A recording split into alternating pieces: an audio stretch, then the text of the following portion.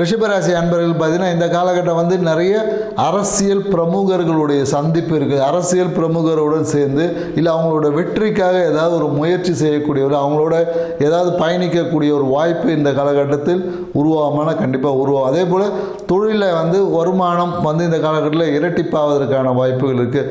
Promotion எதிர்பார்க்குறவங்க இந்த காலகட்டத்தில் promotion வந்து கிடைக்கும். அதே போல் படிப்பு என்பது பார்த்திங்கன்னா ஒரு அழுத்தமாக இருக்கும்.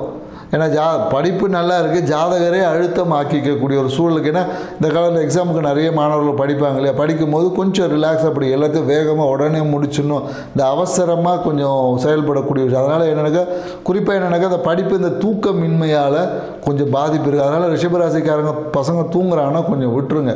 அவங்க தூங்குனாவே நல்லா படிப்பாங்கன்றது அதோட விஷயம்.